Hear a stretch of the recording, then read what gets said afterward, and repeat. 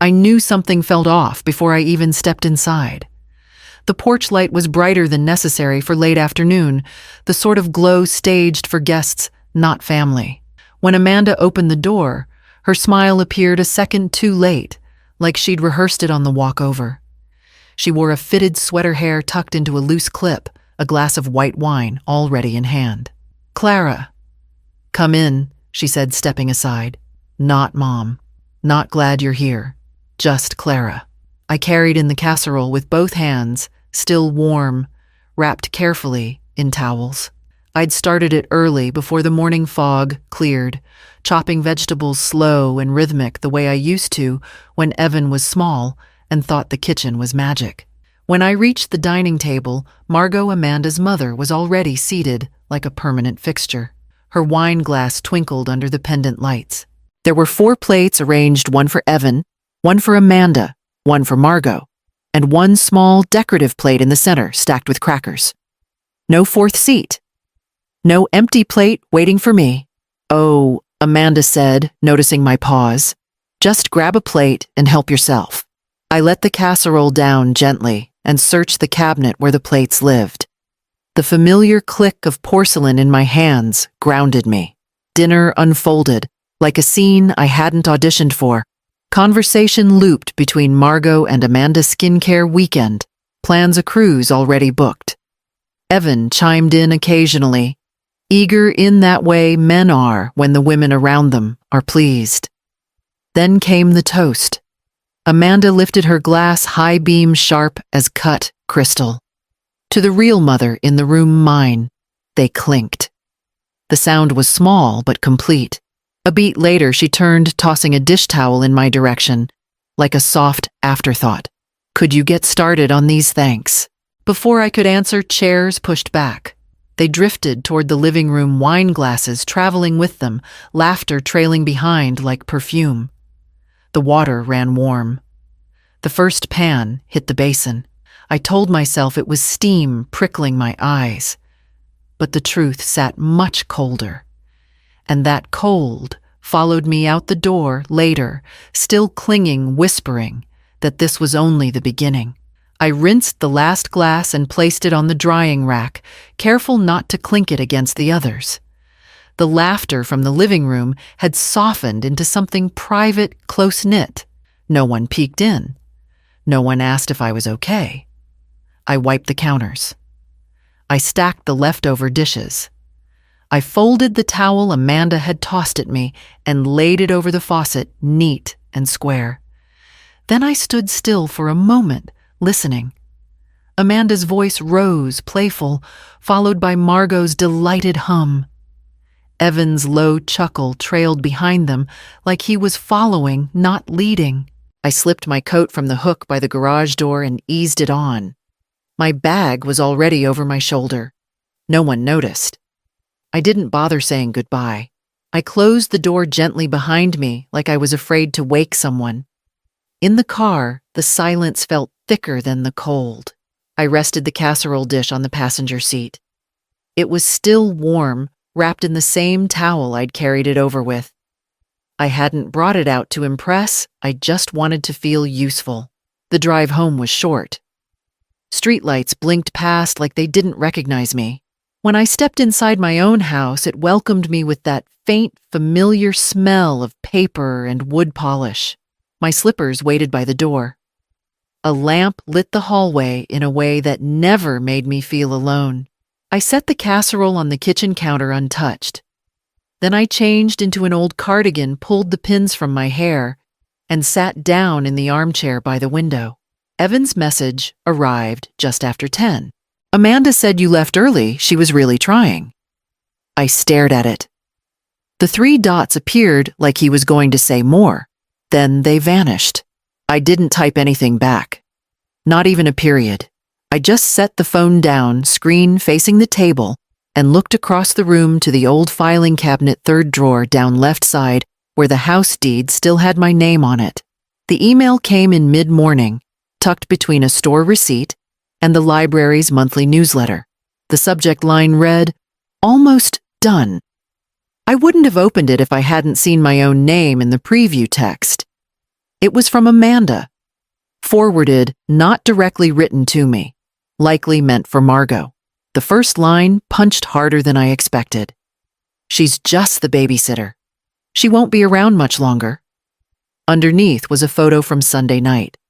Me in the kitchen, shoulders turned inward, wiping the counter like I belonged to the room and not the people in it. The lighting made the gray in my hair harsher than usual. My eyes looked down, not because I was shy, but because no one was looking up to meet them. I stared at the screen until it blurred. Not because I was crying, I wasn't.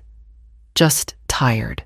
I closed the laptop carefully, as if louder motions would make the words louder too. Then I stood, walked across the living room, and knelt beside the filing cabinet.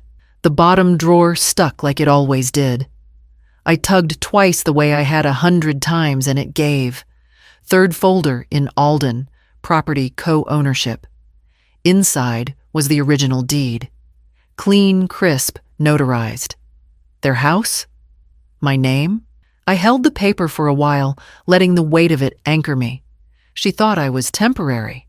Like an unpaid sitter, someone to watch the oven, or fold the laundry, or pass the child back politely when called. But I wasn't just a shadow at the sink. I was the reason they had that roof. I set the deed down on the kitchen table next to my teacup.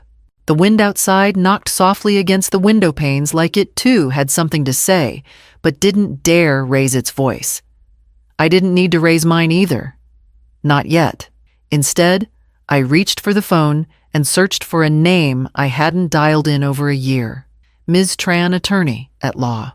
Ms. Tran didn't recognize me at first. It had been years. Her office looked just as I remembered, neat, no-nonsense, the kind of place where everything had a folder, and every folder had a date. She scanned the document while I sat with my hands folded in my lap, watching the sunlight hit the brass edge of her desk. After a moment, she looked up. Yes, you're still a co-owner. Legally, nothing's changed. I nodded once. I'd like to draft a notice, I said. 30 days. Either start rent or move out. She didn't ask why. Just started typing. I left the office with a manila envelope tucked under my arm. It felt heavier than paper had any right to. I didn't mail it that day. Or the next. Instead, I cleaned my house. Not a frantic, angry scrub, the kind people do after betrayal. Just quiet sorting. Bookshelves first.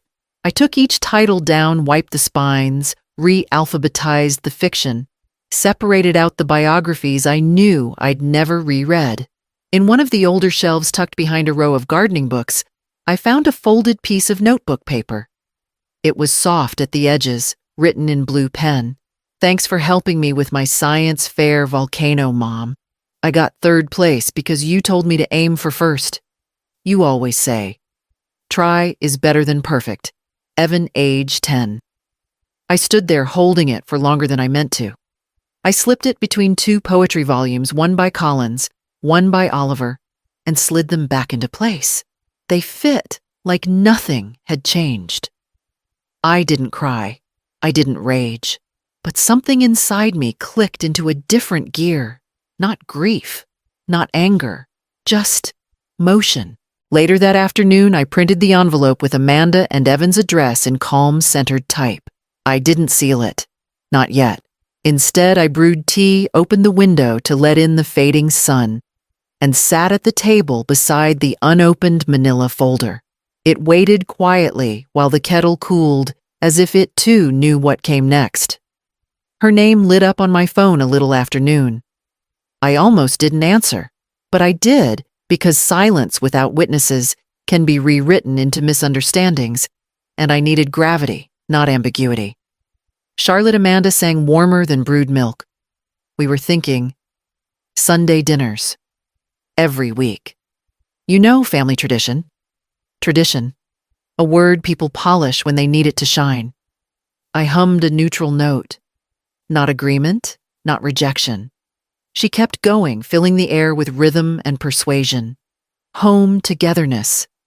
Grandchildren someday. How fleeting time was. How important memories are.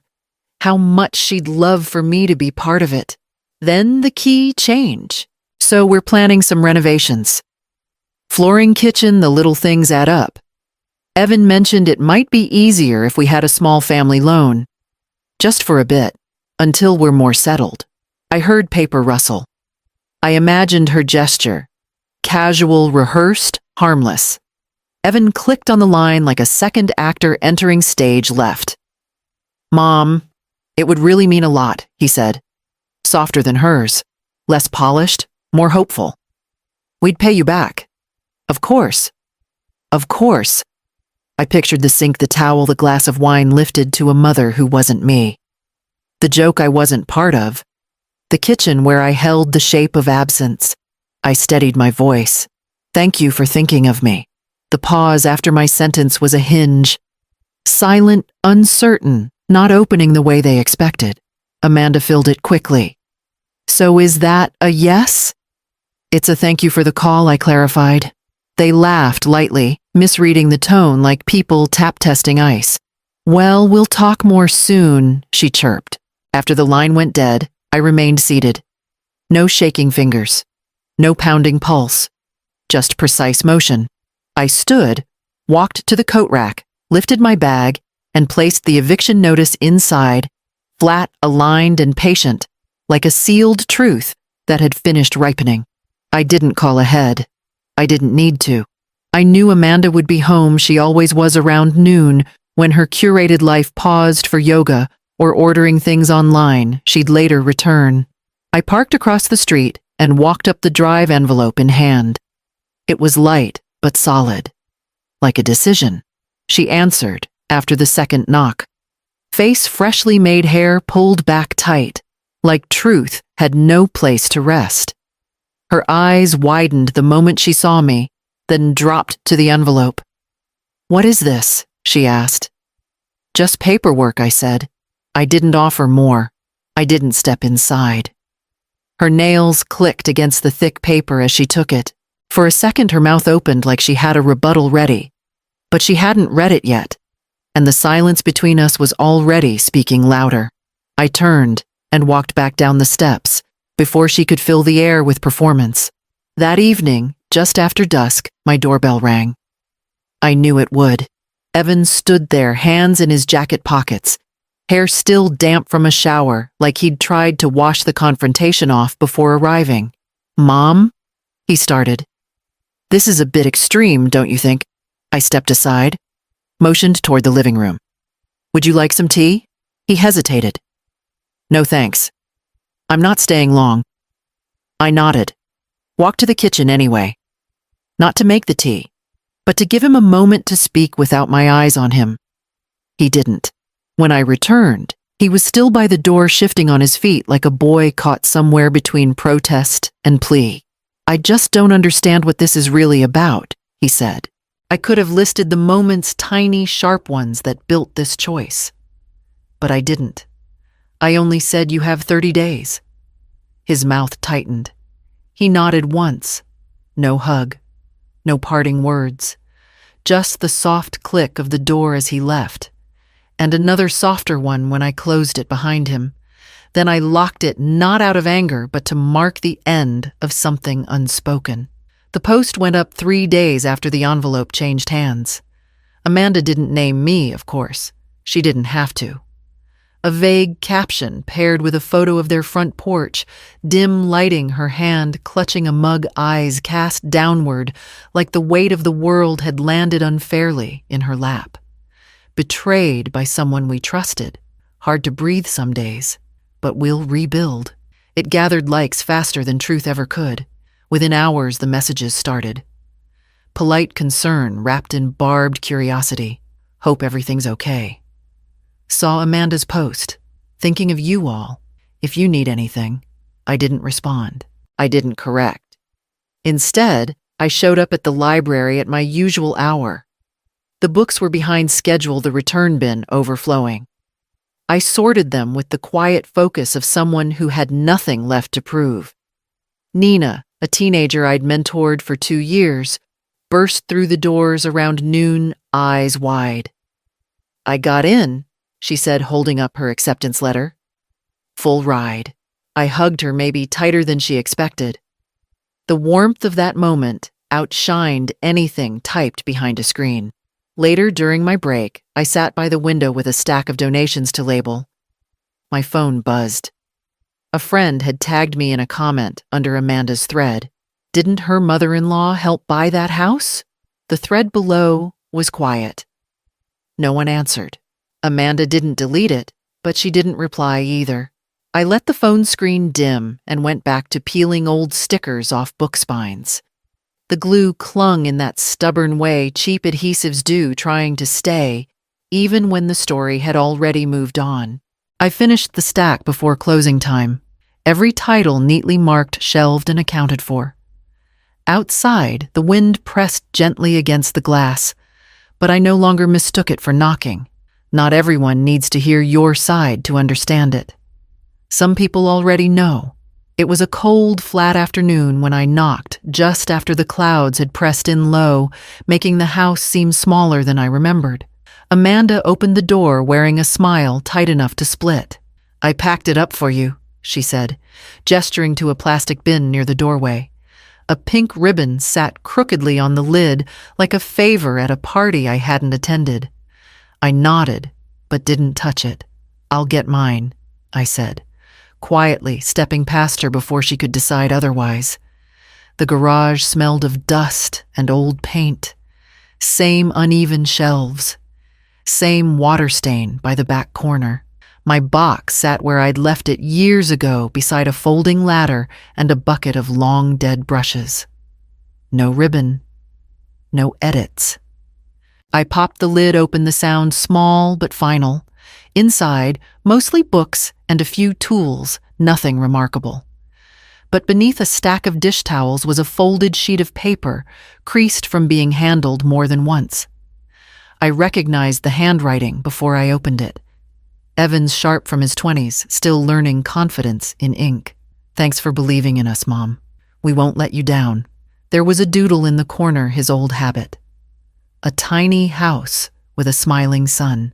I stood there a moment longer than I should have. Amanda hadn't followed me. The silence of the garage was gentler than the voice at the front door. I tucked the letter into my coat pocket and closed the box. It felt lighter now, as if the weight I needed was already in my hand. I left the ribboned bin untouched and stepped back through the house without lingering. Amanda waited in the hallway, arms folded. She said something, I don't remember what, but I nodded and kept walking. The door made a soft sound behind me. Not a slam, just a finish. The box rode in the back seat, quiet and settled. By the time I reached home, the wind had picked up. I carried the letter inside first. The message came from the agent I'd been speaking with. Brief and direct, tenants have vacated. No damage. Keys returned via Dropbox. No note, no apology, no forwarding address. I stared at the screen for a moment, then pressed the phone face down on the kitchen counter and picked up the kettle instead. There were no tears. Not even relief, just a space where something used to be and now wasn't. The following morning, I signed the paperwork with the property manager. It took less than 20 minutes to turn that house into a rental. Income, not inheritance. A place I had given freely, now reclaimed with precision. By the end of the week, the listing went live. Clean photos. Honest price. A young couple toured it the next day. At home, I returned to my own rhythm. I baked a small meal, roasted vegetables, warm cornbread, nothing fancy. The kind of food that fills you, not just feeds you. Afterward, I spent an hour in the garden, pulling up what the frost had left behind, trimming the thyme bush back to its quiet roots. Then, I brought out the camera. The lens had become a comfort lately, a kind of second set of eyes. It taught me to look differently, closer, slower. A bird landed near the fence, bright and defiant against the gray. I took 3 frames before it fluttered off. Later that night, I uploaded the photos and chose one to share with the group. I titled it Uninvited. It sold 3 days later. When the buyer messaged to ask what inspired the name, I didn't explain. I just thanked them and wrapped the print with care. There was peace in the corners of my home now, even in the silence, especially there. And the mailbox, once a source of dread, now held only the things I'd chosen to let in. We didn't raise our glasses. No one gave a speech. There were no curated centerpieces or flickering candles staged for effect. Just mismatched plates, warm bread in a linen-lined basket, and the low hum of people comfortable enough to speak without proving anything. I'd invited 3 women from the photography group. One brought salad, another brought wine, and the third arrived with a pie she claimed was her mother's recipe, but had obviously come from the store. No one minded. We ate until the conversation was fuller than our plates. No one mentioned Evan, or Amanda, or anything I'd lost. Loss wasn't the centerpiece here. After dinner, they offered to help clean up. I hesitated, but only for a second. Marcia dried while I washed, humming under her breath. The rhythm of it was different this time. Not silent obedience, not obligation. Just quiet company in a space I had chosen to share. At one point I looked up and caught my reflection in the darkened window above the sink. My hands in motion, my face soft, not weighed down, just present. The kitchen behind me glowed gently, lived in, not staged. I didn't look smaller than the room anymore. The others packed leftovers and promised to text. The pie tin was left behind, half full. I didn't rush to put it away. After the door closed, I walked back to the sink. A single plate remained in the water. I washed it slowly, then reached for the towel hanging beside me, not thrown, not handed with expectation, just there. I dried the plate, placed it in the cabinet, and turned off the light. The room didn't shrink. It settled. No one had taken my place at the table tonight. I had set it myself. And when I pulled the chair back under it, there was no trace of the absence that once echoed there, only the sound of a life I had grown back, piece by piece, without permission.